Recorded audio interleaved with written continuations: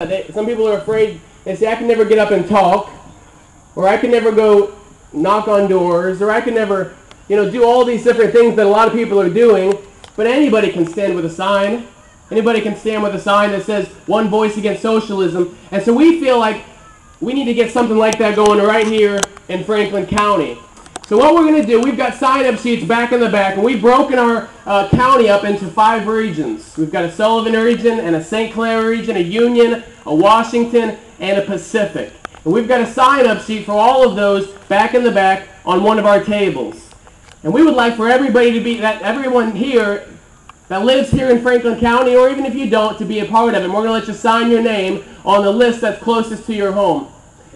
And we're going to ask you to put your contact information on there, and we're going to get with you, and we're going to schedule a time, because we want, just like they've got up there at Highway K and Highway N, to have every single region starting out one day a week, just for an hour or two, where we can put our signs up. It does a lot of things. Number one, it lets the people around you know that they're not alone. A lot of you said, raised your hand a while ago, and you said, yeah, there's been times where I've looked around and I thought it was just me who thought this way, and I thought that there was no one else that believed the way that I believe, or that, stood on these principles. But as you can see, there's a lot of people like you out there. And there's still people that didn't come today, that didn't know about the event, but they're like-minded, just like we are. They have the same concerns that we have. And so standing out there with our signs helps us to get the word out that they're not alone. It's encouragement to people. So I'm going to ask you, if you would, before you leave today, make your way by there, sign up, say, I'll be a part of that. Maybe I can't be there every single week, but I can be there. I'll be there as much as I can. Maybe you can be there every week. That's fantastic. And we can do just one more thing we can do to make our voices heard. Because like Dave said, I think it was Dave, I'm not sure, maybe it was Diane, the government, the Congress, the federal government, they don't want to hear what we have to say. They don't want to hear our voices, but they don't really have a choice. And I promise you, they're hearing what we're saying. Whether they want to or not, it's getting to them, and they're scared. They're realizing that it's starting to make an impact, as was already said, on these legislations getting held back further and further and further. So we're just going to do all that we can do. So make your way by there. Please sign up. We'd love for you to do that. Our next speaker is here. His name is Carl Bearden. If you're over in Washington with those 400 people, you heard him speak on that Hands Off My Healthcare tour bus. They've been going all over the state and having great crowds everywhere that they're going. He is the Missouri Director for Americans for Prosperity, which is doing a great work all over the country. We're thankful to have him with us today. Carl Bearden.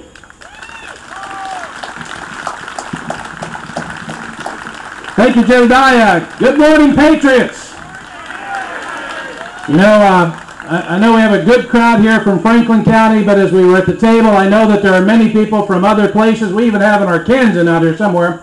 And so somebody's not watching the border too close, but I think we're glad to have it. Hey, I got here a little early because I wanted to watch. I wanted to watch for the buses pulling up and letting you all off.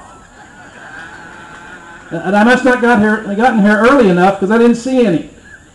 And then but I also was watching to see if you were getting a voucher or a paycheck or cash as you walked in. But I didn't see that either. I saw some free enterprise going on where you're buying flags, you're buying other things, but I didn't see you getting paid to come here.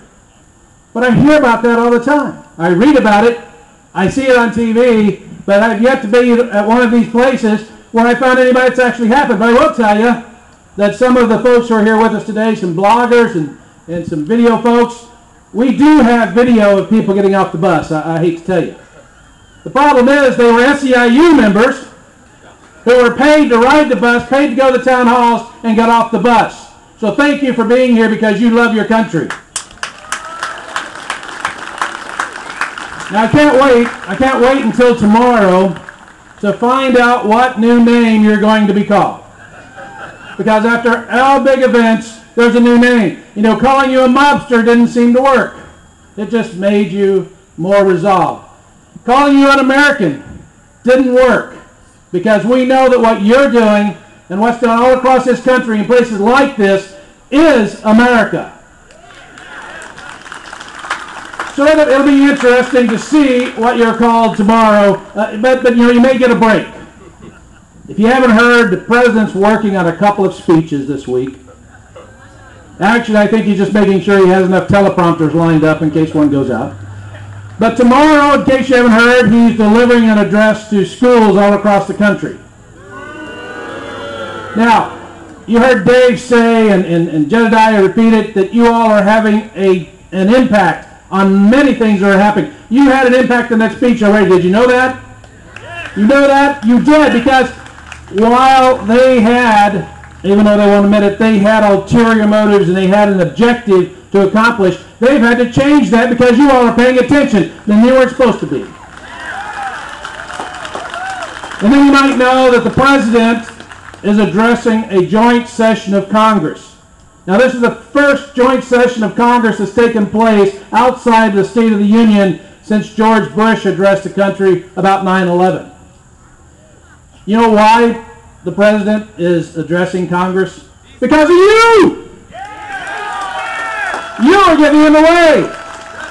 You all were supposed to lay down, roll over, keep quiet, and let him do what he was elected to do on his hope and change. The problem is he's not our hope, and he certainly isn't the change we want. You know, throughout this August recess, you've seen the coverage there, and you've seen that some elected officials have held town halls, and the others are afraid of you. Right? They're afraid. They have forgotten who works for whom. Because as Diane mentioned in the Constitution, it says with the consent of the governed. And folks, it's time we withdrew our consent.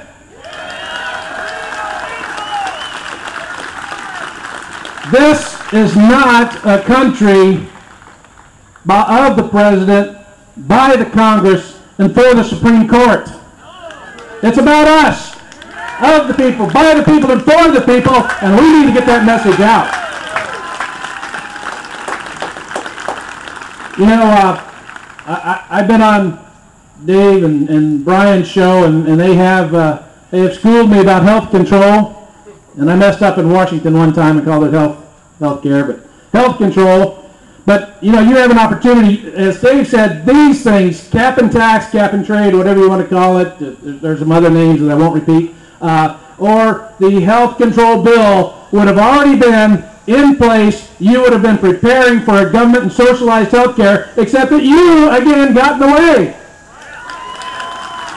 So if you've not weighed in yet, we have some petitions on our table back there that we plan to send to Senator McCaskill, Senator Bond, and all of our congressional delegations back on the back. You are making a difference. You've got them scared. You have Senator McCaskill scared. Do you believe that? You do have her scared. Now, what she's going to do is work hard to figure out how she can do what she wants to do and tell you that she got it changed. You've got to hold her feet to the fire and don't let up. Because the only way that this sort of action, we the people running and having our consent, is for us to give up, for us to be satisfied. The moment we get satisfied, folks, we are done. Don't be satisfied with anything less than the best. And that is not what we have now. So, there are lots of opportunities to do this. You folks are real, and that really gets under their skin.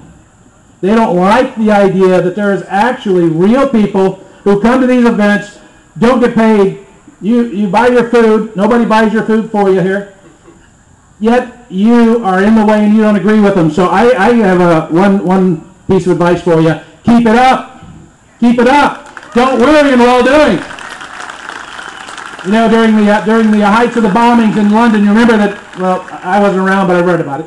Because back when I went to school, I think we learned some things about history and about civics and those sorts of things. I'm not so sure that happens a lot now.